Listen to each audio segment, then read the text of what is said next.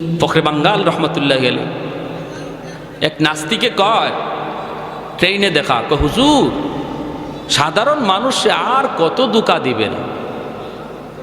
বেঈমানে কয় কয় কীরকম, কই যে মানুষ খুব বিশ্বাস করে আয় হুজুর একটা ফু দেন আর আপনি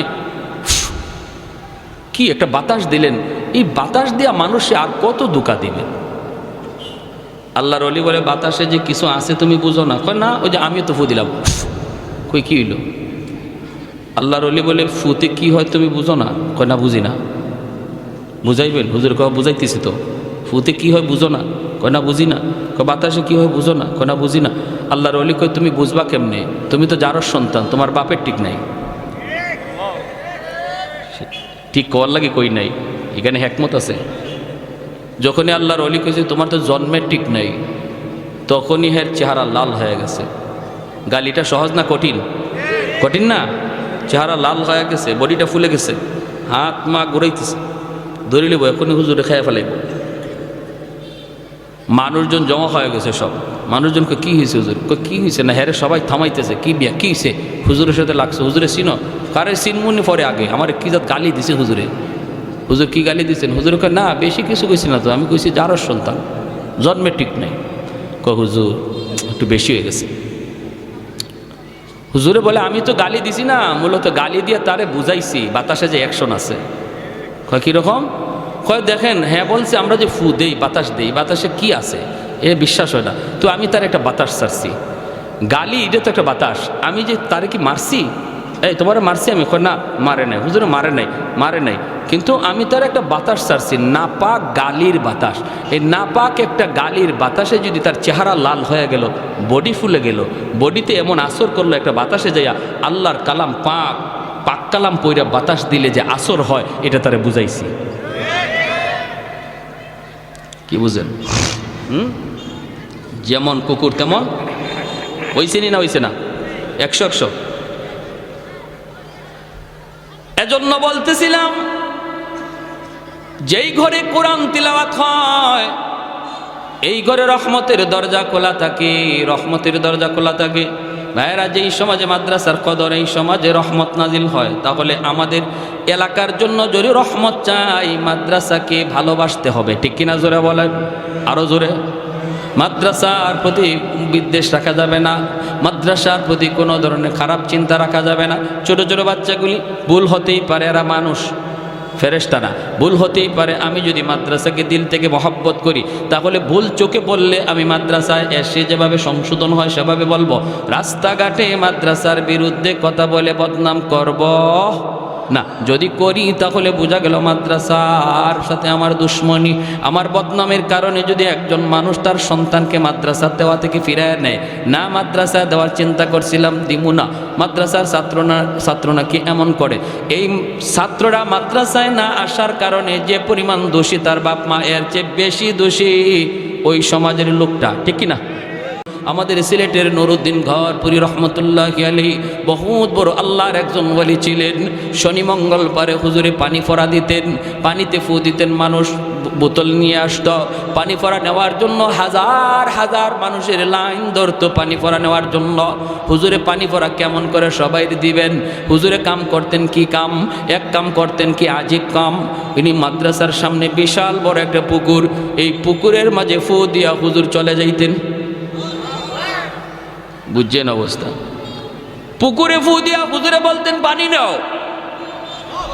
পুকুর থেকে মানুষ পানি নিত, পানিতে কাম হয়ে যাইত। লন্ডন থেকে হুজুরের এক ভক্ত আসছে, হুজুরের ভক্ত, কঠিন ভক্ত। কয় হুজুর আমি লন্ডন থেকে আপনার পাগল হয়ে আইছি, হুজুর একটু পানি ভরার লাগি। হুজুরে কয় পুকুরও ফু দিছি। কয় হুজুর পুকুরের এক কোনায় ফু দিছেন, আর এক কোনায় ফু গেল কেমনে? হুজুর কয় গেল কেমনে তোমার বুঝে আসে না? কয় হুজুর আমার একই নয় না।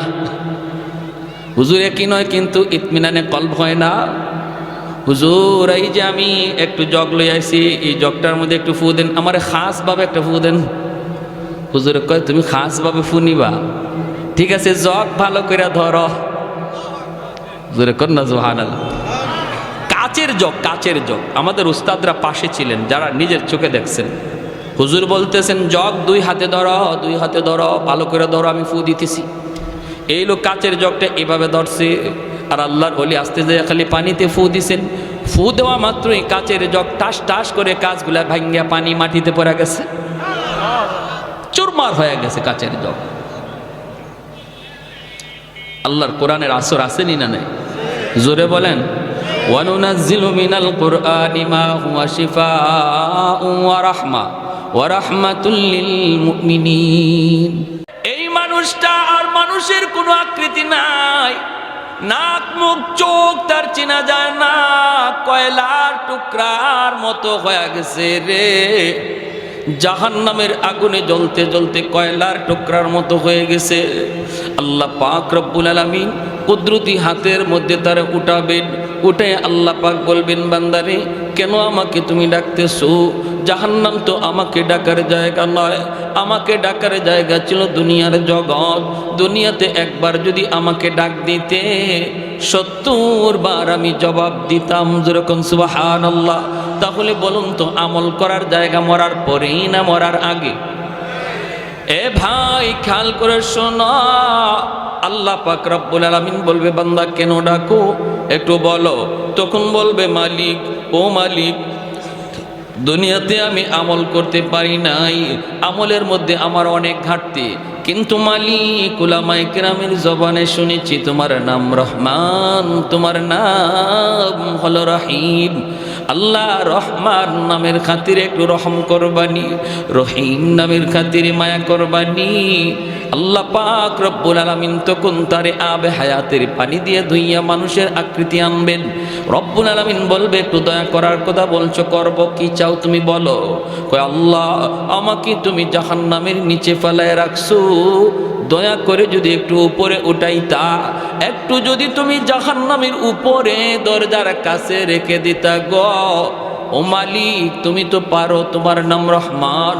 আল্লাহ পাক রব্বুল আলামিন তখন বলবে, বান্দা ঠিক আছে, আমি তোমার উপরে রহম করলাম, কথা আমি রাখলাম, কিন্তু ওয়াদা করো এরপরে আর তুমি কিছু চাইবা না। কই না গো মালিক, আমি আর কিছু চাইবো না। জাহান্নামের দরজার পাশে এনে আল্লাহ তারে রেখে দিবেন। কিছুক্ষণ পরই আবার আল্লাহকে ডাক শুরু করবে, ইয়া হান্নান ইয়া মান্নান কয়া আবার ডাক শুরু করলো। বান্দা কি হয়েছে, আবার কেন ডাক দিয়েছো? কইব, মালিক আমাকে যেই জায়গায় তুমি রেখে দিয়েছো এই জায়গাটা জাহান্নামের দরজার পাশ। আল্লাহ তুমি আমারে যেইখানে রাখছো এটা জাহান্নামের দরজার পাশ। এই জায়গাটা যেমন দরজার পাশ, ওই জায়গাটাও দরজার পাশ।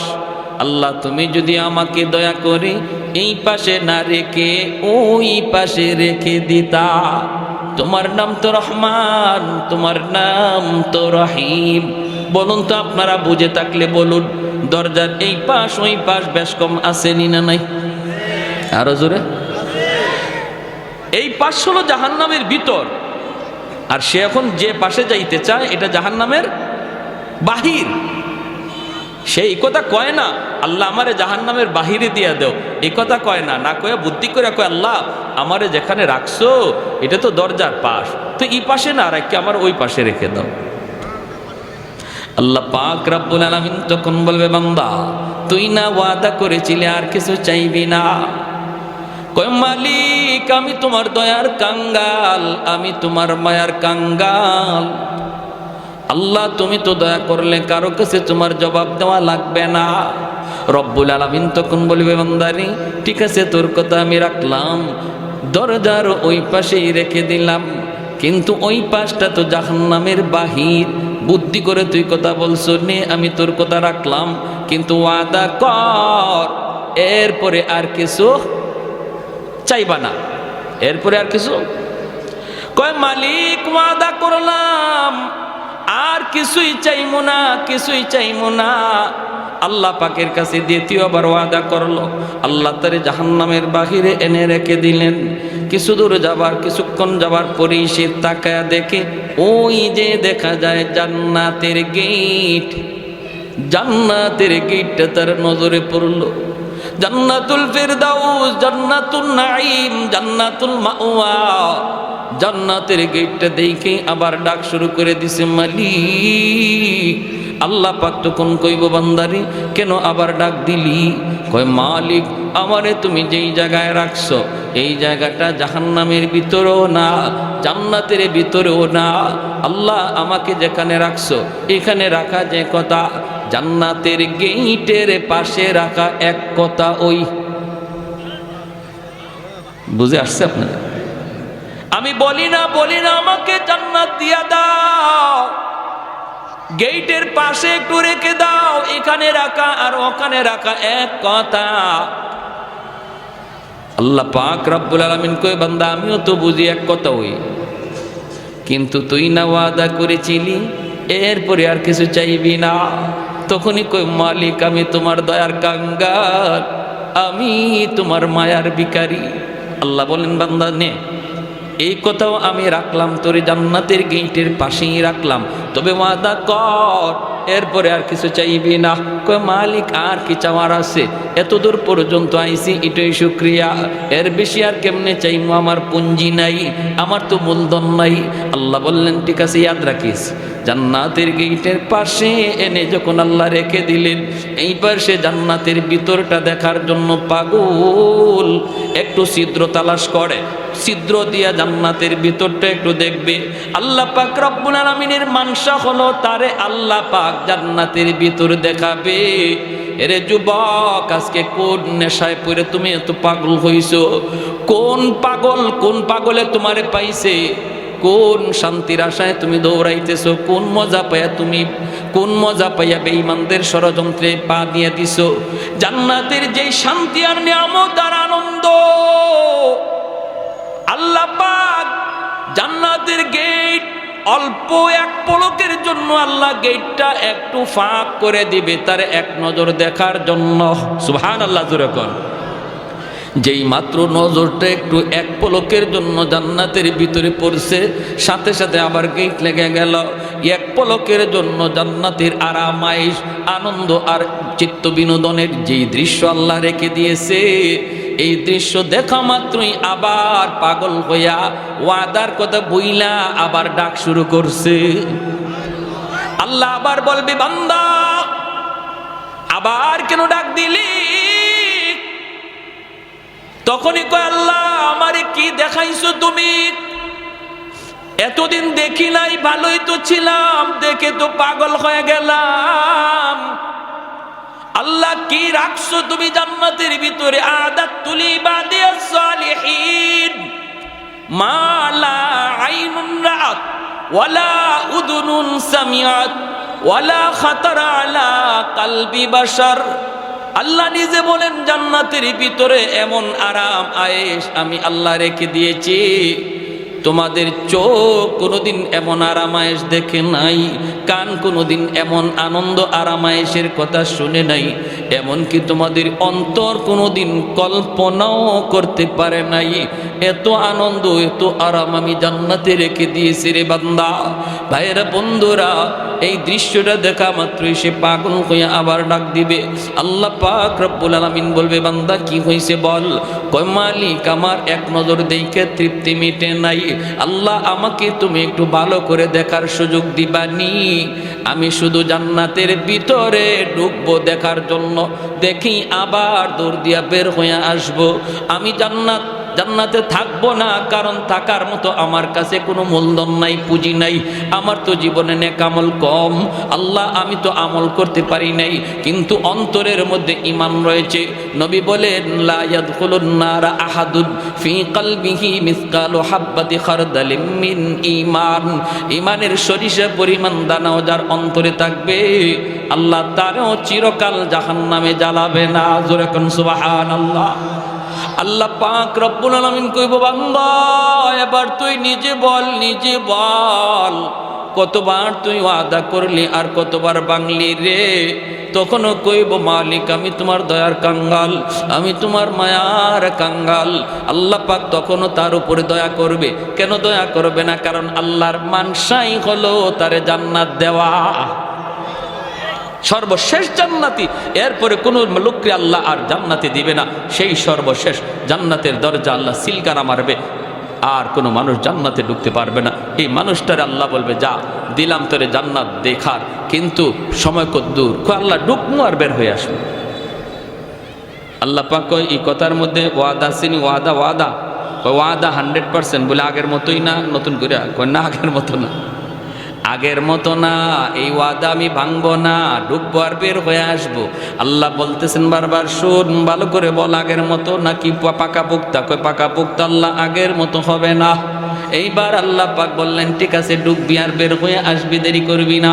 যেই মাত্র আল্লাহ পাক জান্নাতের গেটটা একটু খুলে দিবেন তারে জান্নাত দেখার জন্য, মায়ার নবী হাদিস শরীফের ভিতরে বলেন, এই লোকটা তখন 16ই ডিসেম্বরে দৌড় প্রতিযোগিতায় যেমন বাচ্চারা দৌড় দেয় কোমর একদম শক্ত কইরা, সেও এরকম প্রস্তুতি নিবে দৌড় দেওয়ার জন্য। গেটটা খোলা মাত্রই এমন একটা দৌড় দিছে, আর পিছনের দিকে আর ফিরে তাকায় না, শুধু ভিতরে ঢুকে দেখা দেখি বন্ধ, খালি ভিতরে ঢুকি। ওর মনে ইচ্ছা হইল আগে ভিতরে ঢুকি, বের হতে যেন সময় লাগে, দেখমু পরে, আগে ভিতরে ঢুকি, যদি আল্লাহ বের হ বাইরে বার সময় খালি দেখমু। এমন দৌড়, আর পিছনে তাকায় না। আল্লাহ পাক দিছে ধমক, এই বান্দা থাম। ধমক খাইয়ে থামছে। আল্লাহ পাক কয়, কি রে, এটাই ওয়াদা ছিল? এটাই কি তোমার সাথে কথা ছিল? বের হও। যখনই আল্লাহ বলছে বের হও, তখনই মাথাটা নিচের দিকে দিয়া অনুতপ্ত হইয়া অনুশোচনার সাথে কই, মালিক তুমি আমাকে বুঝি জান্নাত থেকে বের করে দিবা? আল্লাহ পাক কয়, আমি কেন বের করব? তুই তো নিজেই বললি জান্নাতে ঢুকবি আর বের হয়ে আসবি। কোন মালিক, তুমি যদি আমাকে জান্নাত থেকে বের করে দাও গো, তাহলে তোমার ওয়াদা ভাঙ্গা হবে। আল্লাহরে কয়, কথা বুঝছেন? আমারে যদি এখন তুমি জান্নাত থেকে বের করে দেও, তোমার ওয়াদা ভাঙ্গা হবে। আল্লাহ পাক কয়, কইলি কি তুই? আমি তোর সাথে কখন ওয়াদা করলাম? এতক্ষণ পর্যন্ত শুধু ওয়াদা করলি তুই, আর ভাঙলেও তুই। এখন আমি তোর সাথে কখন ওয়াদা করলাম? কয়, মালিক আমার সাথে ওয়াদা করো নাই, কিন্তু মুমিনদের সাথে কোরআনে ওয়াদা করেছো। আমি উলামায়ে কেরামের জবানে শুনছি, আল্লাহ তুমি যারে একবার জান্নাত দাও, এই জান্নাত থেকে আর তুমি বের করো না, এটা তোমার ওয়াদা নি। আল্লাহ পাক কই, হয় এটা তো আমার ওয়াদা ঠিকই আছে। কই, যদি ওয়াদা ঠিক থাকে, আমি তো কোনো না কোনো শুরুতে বুদ্ধি করে হোক আর চালাকি করে হোক ঢুকে গেছি। আমি তো জান্নাতে ঢুকে পড়েছি, বুদ্ধি করে হোক আর চালাকি করে হোক জান্নাতে ঢুকে পড়েছি। এখন যদি তুমি আমাকে বের করে দেও, তোমার ওয়াদা খেলাফি হয়। রব্বুল আলামিন তখন কুদরতি মুস্কি হাসলেন। সুবহানাল্লাহ, জোরে কর, আর একটু জোরে কর না সুবহানাল্লাহ। আল্লাহ কুদরতি মুস্কি হাসা কই, বান্দারে চালাকিটা তো কম করলি না। মনে হয় বাঙালি, চালাকিটা তো কম করলি না।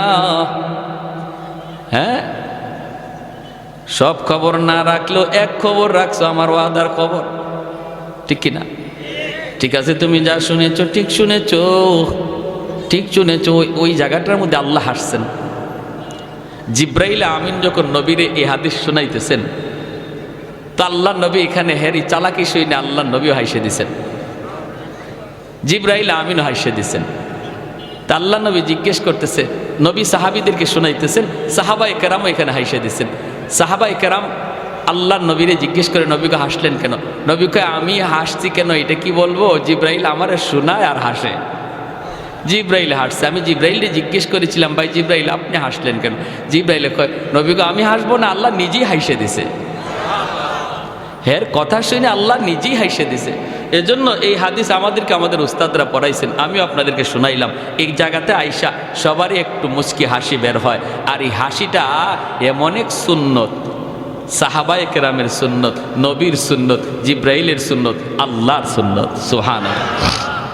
কিয়ামত পর্যন্ত আমার নবীর এই হাসিটা জারি থাকবে। এজন্য হাদিসের পরিভাষায় এই হাদিসটাকে হাদিসে মুসালসাল বিদ্দেহেক বলা হয়। এজন্য বলছিলাম হাসি আনন্দ ইসলামে আছে, নবীজিও কৌতুক করেছেন। এরপরে ঘটনাটা কি হয়েছে তার সাথে আমি পরে বলতেছি, শুধু একটু কথা বলে নেই। নবীজি একবার সাহাবায়ে কেরামদেরকে নিয়ে এরকমভাবে গুল হয়ে বসছেন, আর নবী বলতেছেন, সাহাবীরা শোনো, খেজুর তো মাঝখানে আছে, খেজুর খাবা ভালো কথা, কিন্তু ফাঁকে আমার কিছু কথা শুনো, দিনই আলোচনা, খেজুরও খাও, দিনের কথাও শোনো। সাহাবায়ে কেরাম গুল হইয়া বসছেন, নবীজির পাশেই বসছেন নবীজির দামান, আমাদের সিলেটি ভাষায় কয় দামান, আপনারা বলেন মেয়ের জামাই, ঠিক না, জামাতা। কিনি কে? হযরত আলী রাদিয়াল্লাহু তাআলা আনহু। 4 খলিফার মধ্যে প্রথম 2 খলিফা নবীর কি হন? শ্বশুর। জিগাও নে, খেলোয়াড়ের নাম যুবকরা সবার আগে কইব, কিন্তু এই জিনিসের খবর নেই। 4 খলিফা, প্রথম 2 খলিফা নবীর কি হন? শ্বশুর। পরের 2 খলিফা জামাই, হযরত ওসমান গনি আর হযরত আলী রাদিয়াল্লাহু তাআলা আনহু। এই দুজন হলেন নবীজির মেয়ের জামাই। আর আবু বকর সিদ্দিক আর হযরত ওমর রাদিয়াল্লাহু তাআলা আনহুমা, তারা হলেন নবীজির শ্বশুর। তো আলী রাদিয়াল্লাহু তাআলা আনহু নবীজির মেয়ের জামাই, অর্থাৎ খাতুনে জান্নাত ফাতেমা রাদিয়াল্লাহু তাআলা আনহাকে নবী আলীর কাছে বিয়ে দিয়েছিলেন, এই হিসাবে জামাই। আবার আরেক সম্পর্কে চাচাতো ভাই। তো পাশে বসা নবীজির, খেজুর খাওয়া চলছে, নবীজি দ্বীনের আলোচনা করতেছেন, সবাই আলোচনা শুনতেছে আর খেজুর খাইতেছে। খেজুর খাওয়া শেষ, আলোচনাও শেষ। এইবার নবী বলেন, শোনো, অনেক আলোচনা হলো, মাঝখানে একটা খেজুরের স্তূপ, এটাও শেষ, খাওয়াও চলছে, আলোচনা হইছে, এখন বোঝা দরকার কে কি পরিমাণ খেজুর খাইল, একটু বোঝা লাগবে। সাহাবায়ে কেরাম বলে, নবী গো, কেমন করে বুঝবো? খেজুর তো ফেটে গেছে, কার ফেটে কদ্দুর ঢুকছে এটা বুঝবো কেমনে? নবী কই, বোঝার সুরত আছে, যার সামনে যেই পরিমাণ বিচি বোঝা যাবে সে ওই পরিমাণ খাইছে, ঠিক না? সবাই যার যার উরের দিকে তাকাইছেন, দেখেন না বিচি মিল মতোই আছে, যা খাইছেন তাই আছে। কিন্তু সবাই নজর করে যখন আলীর দিকে তাকান, দেখেন আলীর সামনে খেজুরের বিচির স্তূপ, ডাবল বিচি, গিলা দেওয়া। এখন সাহাবায়ে কেরাম চোখ বড় বড় করে ফেলছে, আরে বাপরে, আলী যে এত বড় খাদক, এটা তো আগে জানি না। হ্যাঁ, আমরা নবীজির হাদিস শুনতেছি, কথা শুনতেছি, হ্যাঁ, মনোযোগ আমাদের এদিকের। আর আলী তো দেখা যায় ফাঁকে দিয়ে খেজুর 2টা করে মারছে, বুঝছেন? এখন হযরত আলী রাদিয়াল্লাহু তাআলা উনি নিজের উড়ে তাকাইছেন, নিজের দিকে তাকায় উনি বেকুব বনে গেছে, ইন্না লিল্লাহ, আমার সামনে এত বিচি কি, আমি তো এত খেজুর খাই নাই, আমার সামনে এত বিচি। আর সবাই ওনার দিকে তাকাইতেছে, চোখ বড় বড় করে, উনি পড়ে গেছে শরমের মধ্যে, লজ্জায়। কিছু মানুষ আছে দেখবেন, আপনি যত কথাই কন, কথা কইবেন আপনি কন, কিন্তু এর খানা বন্ধ নাই, ঠিক না? আর কিছু মানুষ আছে কথা কওয়ার সময় যদি, খানা খাওয়ার সময় যদি কথা কয়, হ্যাঁ, হাতে খানা প্লেটের মধ্যে হাত রেখে বয়ে থাকে, খাইতেই পারে না। আর মাশাআল্লাহ কেউ আছে মেশিন চলছে, তুমি যত গল্পই করো মেশিন চলবো, ঠিক কি না? ওই অবস্থায় আল্লাহর নবী, রহমতের নবীও তাকাইছেন, সবাই তাকাইছে আলীর দিকে। আলী চিন্তায় পড়ে গেছেন যে আমি তো এত খেজুর খাই নাই, বিচি আসলো কোত্থেকে? হঠাৎ করে তাকাইছেন শ্বশুরের দিকে, নবীজি পাশেই বসা, দেখেন আল্লাহর নবীর সামনে খেজুরের বিচি একটাও নাই, একদম খালি, অথচ নবী খেজুর খাইছেন। আলী কেমন বুদ্ধিমান ছিলেন, আলী তো টের পেয়ে গেছেন যে আচ্ছা, আমার শ্বশুর তো এখানে আমার একটা লজ্জায় পালাইছেন, শরম দেওয়ার চাইছেন। শ্বশুরে খেজুর খাইছেন ঠিক, আর গোপনে গোপনে বিচি রাখছেন আমার সামনে। নবীজি খেজুর খাইছেন ঠিকই, কিন্তু বিচি রাখছেন জামাইয়ের উড়ো, জামাইয়ের সামনে, জামাইয়ের শরম দেওয়ার জন্য। শ্বশুর জামাই পাশাপাশি বসা যায় তো, আপনাদের এলাকায় বসে? বিভিন্ন জায়গায় শ্বশুর সামনে জামাই আসতে চায় না, শরম পায় না, এটা নিয়ম না। শ্বশুরের কাছে বসে গল্প করা যায়, শ্বশুরের কাছে বসা যায়, হারাম জায়গায় বসা যায় না। শালির সামনে বসবেন না, এটা হারাম। হ্যাঁ, এটা হারাম, এটা হারাম। যতই আপনার চাচতলি চাচি শাশুড়ি হোক, তার সাথে পর্দা করা ফরজ, সামনে যাওয়া হারাম। শ্বশুরের কাছে বসেন।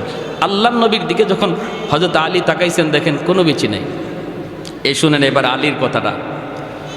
নবী বলতেছেন, যার সামনে যেই পরিমাণ বিচি আছে বোঝা যাবে সে ওই পরিমাণ খাদক, আর এত পরিমাণ খাওরা, এমন খাইতো চিনে। হযরত আলী বলেন, ইয়া রাসূলুল্লাহ, আমার একটা কথা আছে। কি কথা? বলে, যার সামনে যেই পরিমাণ বিচি আছে বোঝা গেল এই পরিমাণ খাইছে, এটা ভালো কথা, কিন্তু যিনি খেজুরের সাথে বিচি সহ খাইছে ইনি কত বড় খাওয়া। বুঝছেন কেমন হয়েছে? আমরা তো বিচি রাখছি, কিন্তু আমাদের মাঝে এমনও কেউ আছে যিনি বিচি সহ খাইলিছে। আল্লাহ নবী মুস্কি হাইসা বলেন, আলী ঠিকই তুমি, আনা মাদিনাতুল ইলমি ওয়া আলিয়ুন বাবুহা, আমি এলেমের শহর আর আমার আলী হলো শহরের দরওয়াজা। যেরকম সুবহানাল্লাহ, আল্লাহু আকবার। এজন্য বলতেছিলাম বিনোদনের অনুমোদন ইসলামে আছে, তবে সেটা গান বাজায়া নয়, নারী পুরুষের ডলাডলি করে নয়।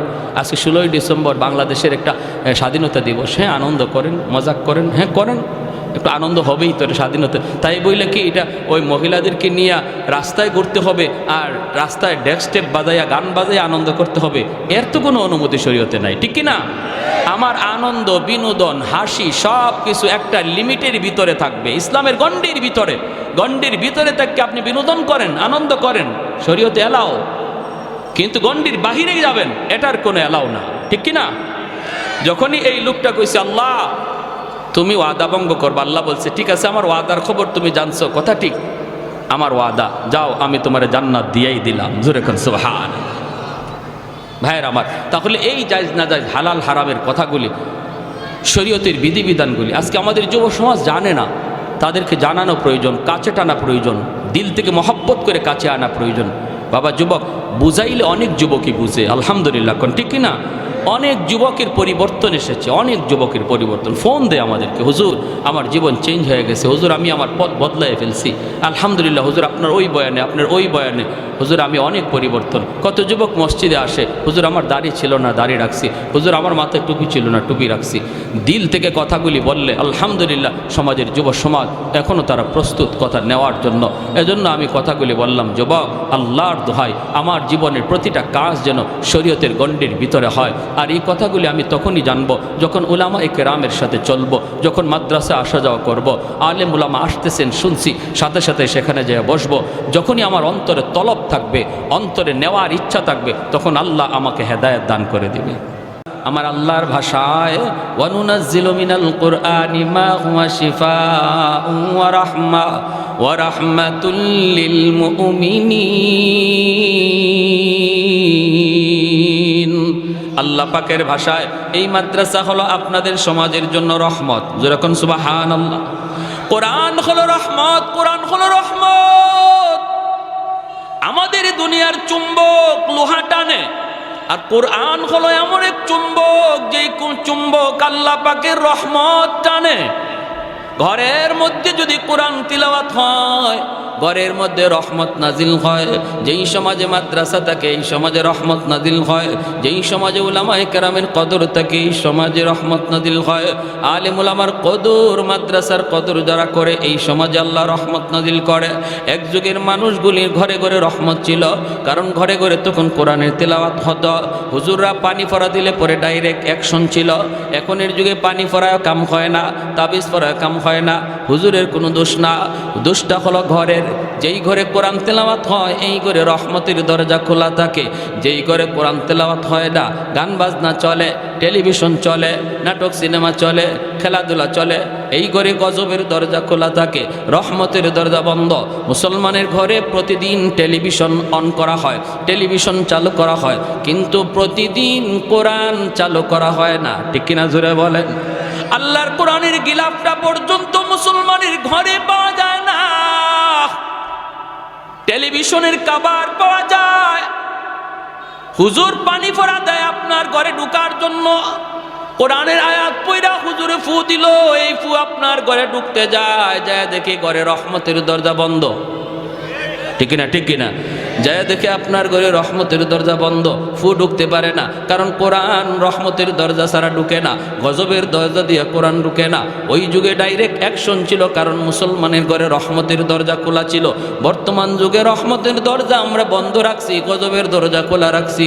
হুজুর কোরআন পড়ে ফু দেয়, কিন্তু ফুতে অ্যাকশন হয় না। ভাইরা, আল্লাহর কালামের মধ্যে কি পরিমাণ অ্যাকশন! আমাদের সিলেটের নুরুদ্দিন ঘরপুরি রহমতুল্লাহি আলাইহি বহুত বড় আল্লাহর একজন ওলি ছিলেন। শনি মঙ্গলবারে হুজুরে পানি ফোড়া দিতেন, পানিতে ফু দিতেন, মানুষ বোতল নিয়ে আসতো পানি ফোড়া নেওয়ার জন্য। হাজার হাজার মানুষের লাইন ধরতো পানি ফোড়া নেওয়ার জন্য। হুজুরে পানি ফোড়া কেমন করে সবাই দিবেন? হুজুরে কাম করতেন কি কাম? এক কাম করতেন কি আজিব কাম। ইনি মাদ্রাসার সামনে বিশাল বড় একটা পুকুর, এই পুকুরের মাঝে ফু দিয়া হুজুর চলে যাইতেন। বুঝছেন অবস্থা? পুকুরে ফু দিয়া হুজুরে বলতেন পানি নাও। পুকুর থেকে মানুষ পানি নিত, পানিতে কাম হয়ে যাইত। লন্ডন থেকে হুজুরের এক ভক্ত আসছে, হুজুরের ভক্ত, কঠিন ভক্ত। কয় হুজুর, আমি লন্ডন থেকে আপনার পাগল হয়ে আইছি, হুজুর একটু পানি ভরার লাগি। হুজুরে কয় পুকুরও ফু দিছি। কয় হুজুর, পুকুরের এক কোনায় ফু দিছেন, আর এক কোনায় ফু গেল কেমনে? হুজুর কয় গেল কেমনে তোমার বুঝে আসে না? কয় হুজুর, আমার একই নয় না। হুজুর একই নয়, কিন্তু ইতমিনানে কলব হয় না। হুজুর, এই যে আমি একটু জগ লই আইছি, এই জগটার মধ্যে একটু ফু দেন, আমার খাস ভাবে একটা ফু দেন। হুজুর কয় তুমি খাস ভাবে ফু নিবা? ঠিক আছে, জগ ভালো করে ধরো। হুজুরে কর না সুবহানাল্লাহ। কাচের জগ, কাচের জগ। আমাদের উস্তাদরা পাশে ছিলেন, যারা নিজের চোখে দেখছেন।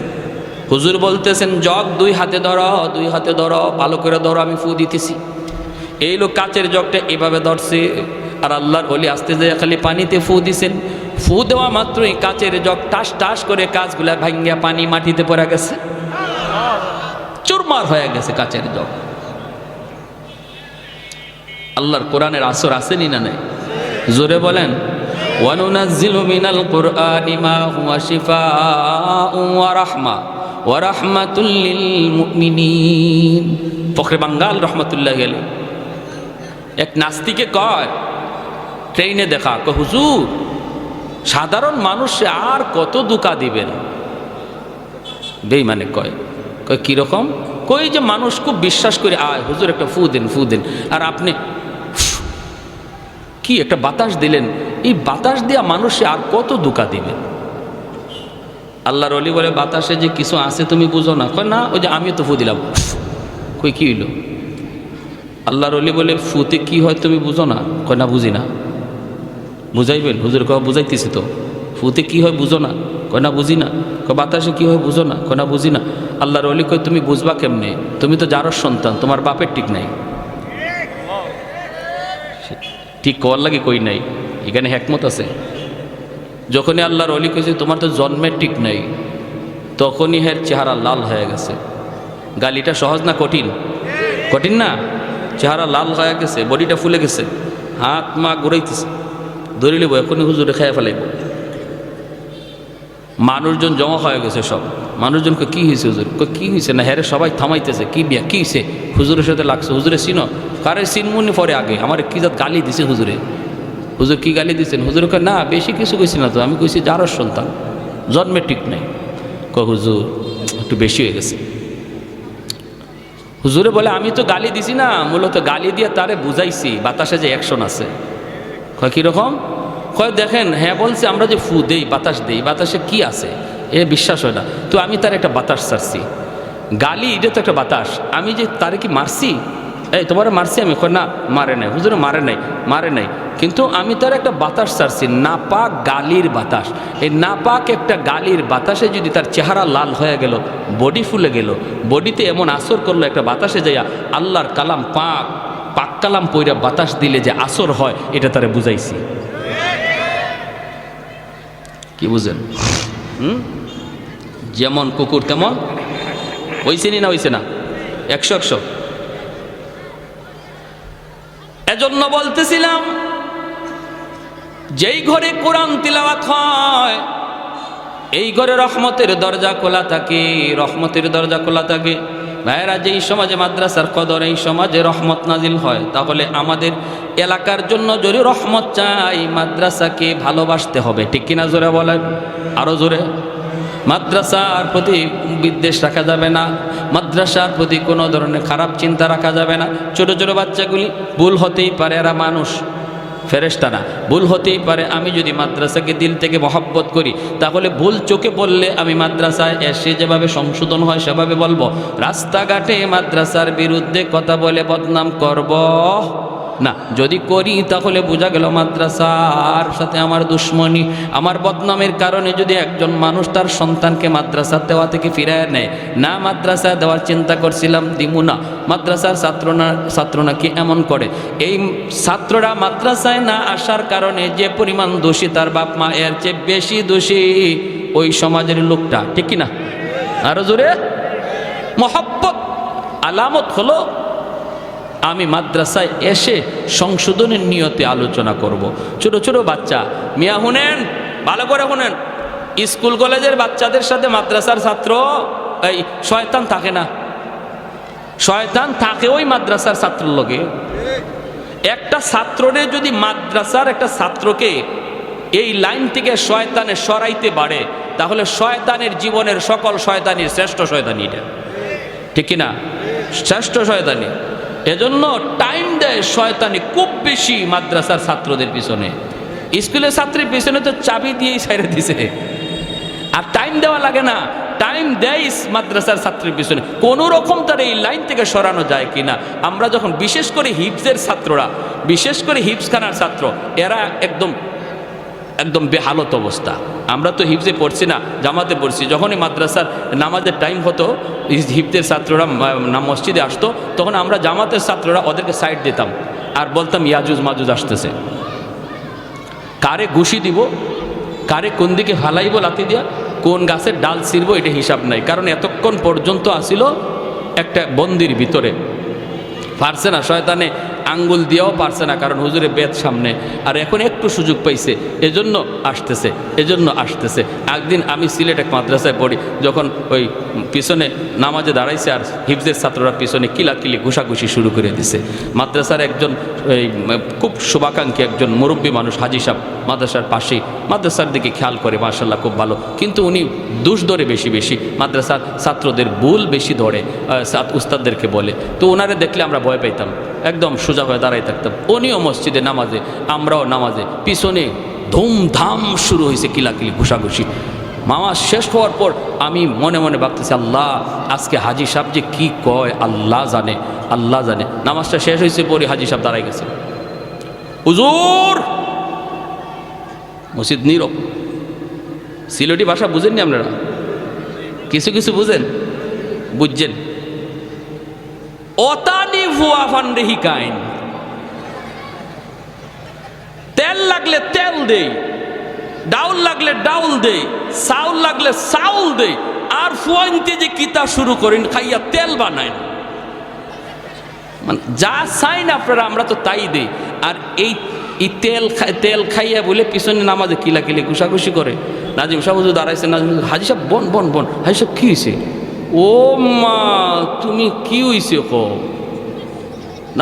নামাজ পড়তাম পারছি না, ফুয়াইনতের কিলাকিলি আর ঘুষাঘুষির খেলায়।